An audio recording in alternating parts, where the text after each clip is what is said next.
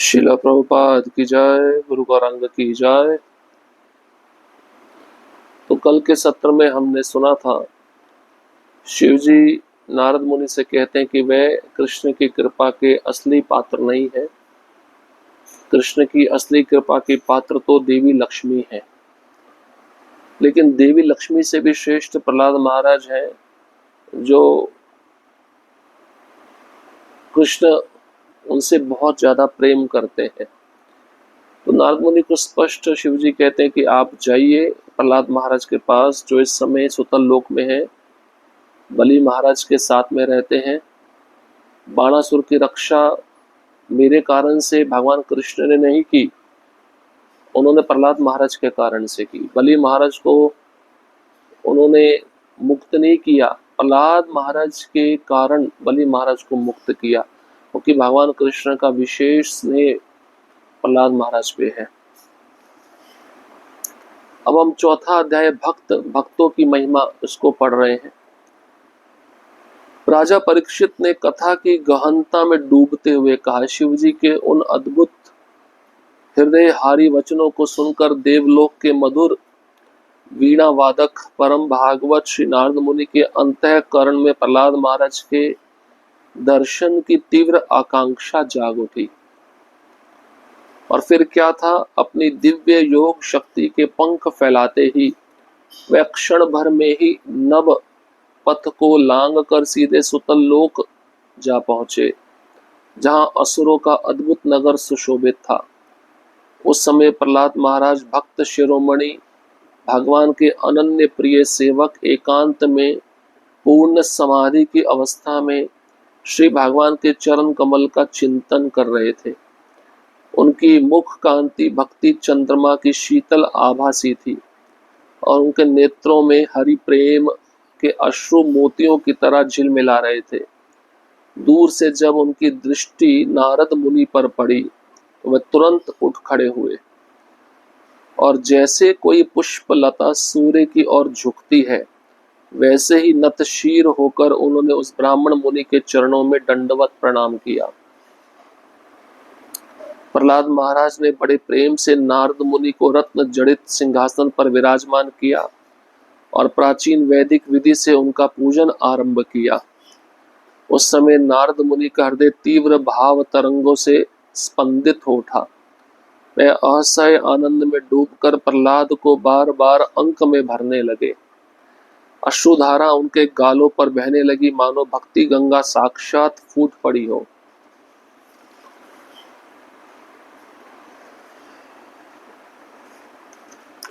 श्री नारद बोले, हे प्रभु, कितने युग बीत गए, तब जाकर आज आपके दर्शन का सौभाग्य मिला। आज इस सुदीर्घ यात्रा का संपूर्ण फल प्राप्त हो गया। आप तो भगवान श्री कृष्ण की विशेष कृपा पात्र मूर्ति हैं। बचपन से ही आपकी भक्ति ऐसी निर्मल और निष्कलुष रही है, जैसी और किसी में नहीं देखी गई। आपके अपने पिता ने आपको नष्ट करने के लिए सहस्त्र युक्तियां रच डाली, परंतु आप विचलित रहे।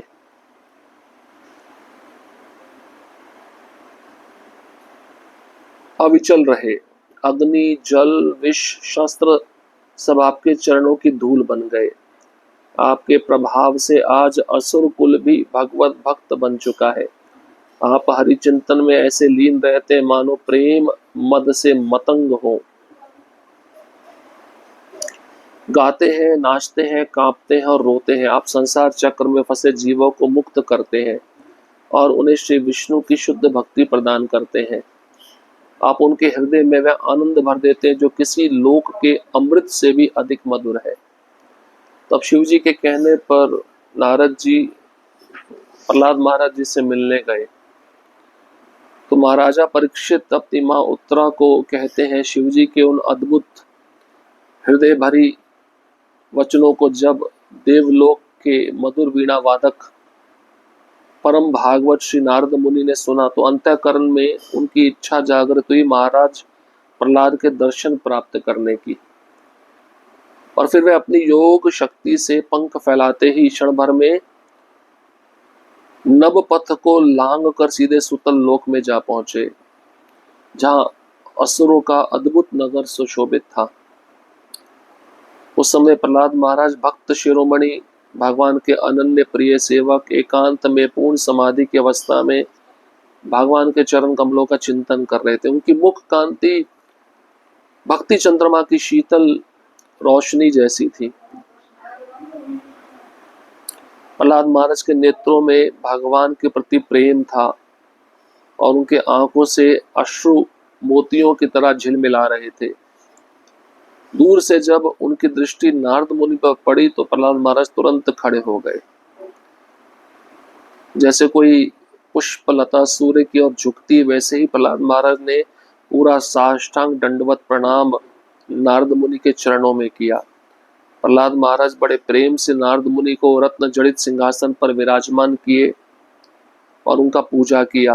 उस समय नारद मुनि का हृदय तीव्र भाव तरंगों से स्पंदित हो उठा था। नारद मुनि आनंद में डूबकर प्रहलाद महाराज को बार बार अपनी गोद में भरने लगे। अश्रुधारा उनके गालों पर बहने लगी, मानो भक्ति गंगा साक्षात कूद पड़ी हो। तो नारद जी बोलते हैं प्रहलाद महाराज से, कितने युग बीत गए, आज जाकर आपके दर्शन का सौभाग्य मुझे मिल पाया। इतनी लंबी यात्रा का संपूर्ण फल मुझे आज प्राप्त हुआ। आप भगवान श्री कृष्ण के विशेष कृपा पात्र मूर्ति हैं।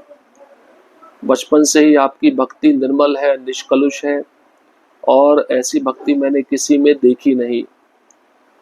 आपके अपने पिता ने आपको नष्ट करने के लिए 1000 योजनाएं रच डाली, परंतु आप अविचल रहे। अग्नि, जल, विष, शस्त्र सब आपके चरणों की धूल बन गए।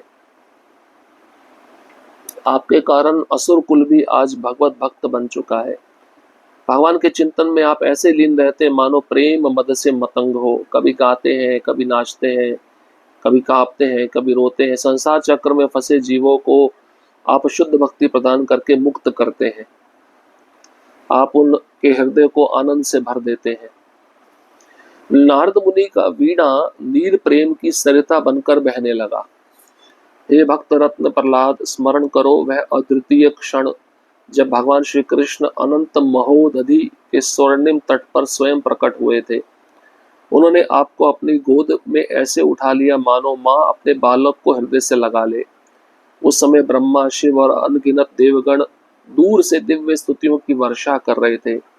लक्ष्मी जी स्वयं भगवान के चरणों की सेवा में लीन थी, परंतु भगवान ने उन सबको छोड़कर अपना संपूर्ण स्नेह आप पर उड़ेल दिया।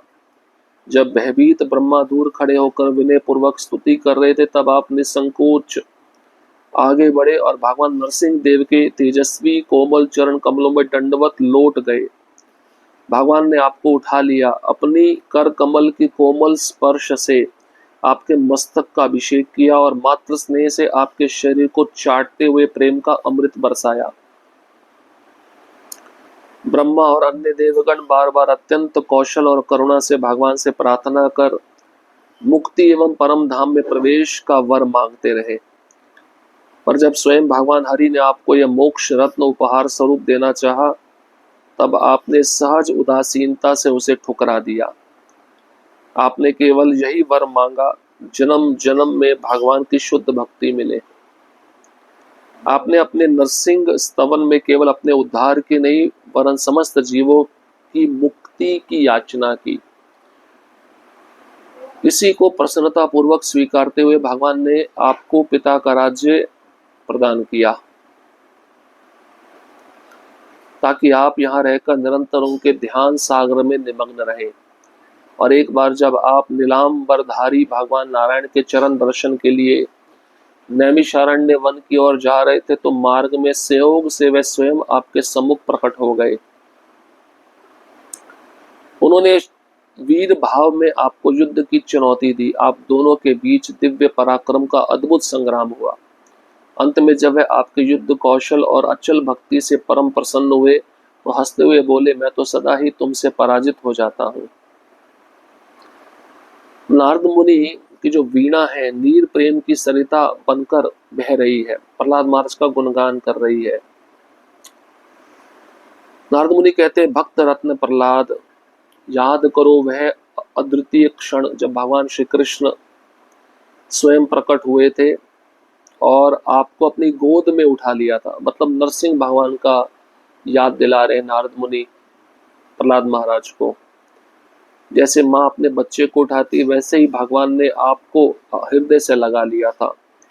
उस समय ब्रह्मा शिव अनगिनत देवगण दूर से स्तुतियां कर रहे थे। लक्ष्मी जी स्वयं भगवान के चरणों की सेवा में लगी हुई थी, परंतु भगवान ने उन सबको छोड़ दिया और पूरा प्रेम आप पर डाल दिया, उड़ेल दिया। भयभीत ब्रह्मा दूर खड़े होकर विनय पूर्वक स्तुति कर रहे थे। आपने संकोच आगे बढ़े और भगवान नरसिंह देव के तेजस्वी कोमल चरण कमलों में दंडवत प्रणाम किया। भगवान ने आपको उठा लिया, अपने कर कमल के कोमल स्पर्श से आपके मस्तक का अभिषेक किया और माँ जैसे बच्चे से प्रेम करती आपके शरीर को वैसे ही चाटने लगे। प्रेम का अमृत आप पर बरसाया। ब्रह्मा और अन्य देवगण बार बार अत्यंत कौशल और करुणा से भगवान से प्रार्थना कर मुक्ति एवं परम धाम में प्रवेश का वर मांगते रहे। लेकिन जब भगवान स्वयं हरि ने आपको यह मोक्ष रत्न उपहार स्वरूप देना चाहा तो आपने उसको मना कर दिया और आपने यही वर मांगा कि जन्म जन्म में आपकी शुद्ध भक्ति मुझे मिले। आपने केवल अपना उद्धार ही नहीं चाहा वरन समस्त जीवों की मुक्ति की याचना की। और भगवान ने आपके पिता का राज्य आपको प्रदान किया ताकि आप यहाँ रहकर निरंतर उनके ध्यान सागर में तल्लीन रहें। एक बार जब भगवान ने आपको युद्ध करने के लिए बुलाया, वीर भाव में आपको युद्ध की चुनौती दी, तो आप और नारायण के बीच में दिव्य पराक्रम का अद्भुत संग्राम हुआ और भगवान अंत में आपके युद्ध कौशल और अचल भक्ति से प्रसन्न हो गए। हंसते हुए भगवान बोले, मैं तो सदा ही तुमसे पराजित हो जाता हूँ। नारद मुनि प्रेम के पारावार में डूबे जा रहे थे। उनके हृदय में हरि भक्ति का ऐसा ज्वार उठा कि वे मानो आनंद सागर में गोते लगाने लगे। नयनों से प्रेमाश्रु बहते हुए वे पुलकित होकर थिरकने लगे और भावोन्मत्त स्वर में भक्ति स्मित अधरों से उन्होंने कहा, हे वैष्णव शिरोमणि, स्वयं भगवान श्री हरि आपसे पराजित हुए। इससे अधिक मैं और क्या कहूँ। आपकी कृपा से ही तो भगवान मुकुंद आपके पौत्र असुर राज बलि के द्वारा भी पराजित हुए और उसके द्वार पर द्वारपाल बनकर खड़े रहे। अब मैं निश्चय करता हूँ कि सदा यही आपके समीप रहूंगा। आपकी दिव्य शक्ति ने मुझे दक्ष आदि के शापों से भी मुक्त कर दिया है, जिन्होंने मुझे इस भौतिक लोक में निरंतर भ्रमण करने का दंड दिया था। नारद मुनि अब डूबते जा रहे हैं प्रेम में। प्रहलाद महाराज के विषय में कहते हैं, उनकी आंखों से आंसू भी बह रहे हैं। पुलकित होकर भावोन्मत्त स्वर में भक्ति स्मित अधरों से नारद मुनि कहते हैं, वैष्णव शिरोमणि प्रहलाद महाराज, स्वयं भगवान आपसे युद्ध में हार गए। इससे मैं और अधिक क्या कहूँ। आपकी कृपा से भगवान कृष्ण आपके पौत्र असुरराज बलि के द्वारा भी हार गए और उसके द्वार पर द्वारपाल बनकर खड़े रहे। अब मैं निश्चय करता हूं कि सदा यही आपके पास में रहूंगा और आपकी दिव्य शक्ति ने मुझे दक्ष प्रजापति के शाप से भी मुक्त कर दिया है, जो कि उन्होंने मुझे भौतिक लोक में निरंतर भ्रमण करने का दंड दिया था।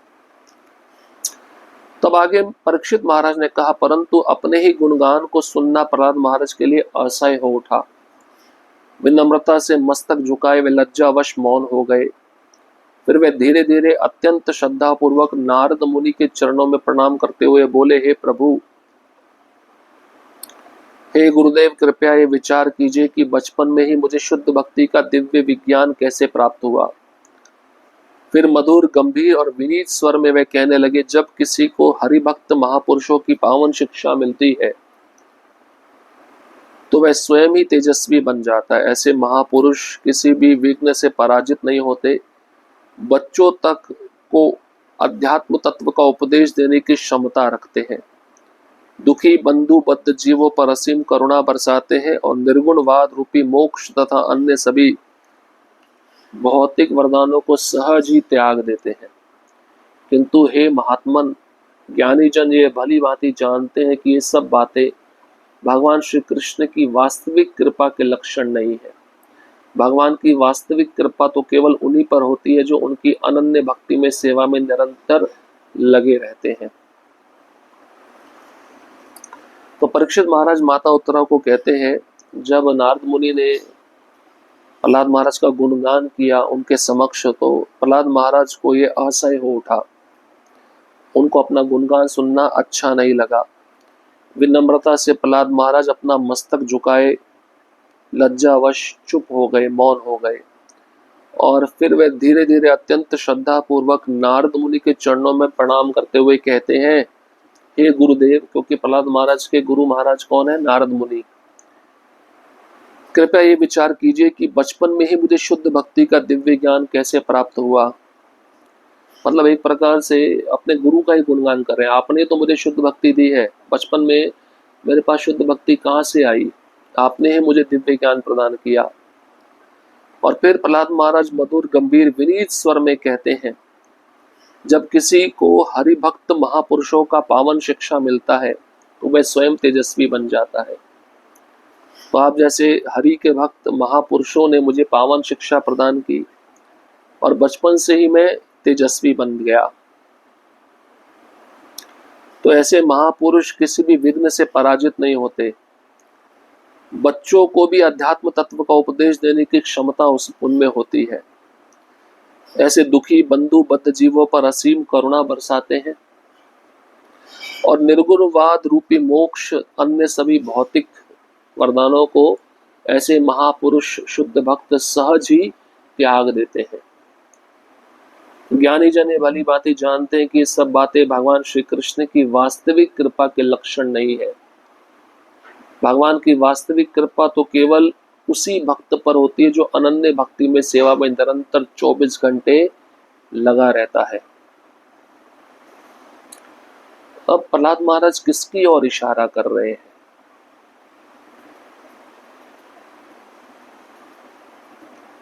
तो हनुमान जी की ओर इशारा कर रहे हैं। प्रहलाद महाराज अब कहना चाहेंगे, श्री कृष्ण की असली कृपा का पात्र मैं नहीं हूं। नारद मुनि, कृष्ण की असली कृपा के पात्र तो हनुमान जी हैं। आपको हनुमान जी के पास में जाना चाहिए। हरे कृष्ण कृष्ण कृष्ण हरे हरे, हरे राम राम राम हरे हरे। श्रील प्रभुपाद की जय, गुरु गौरांग की जय।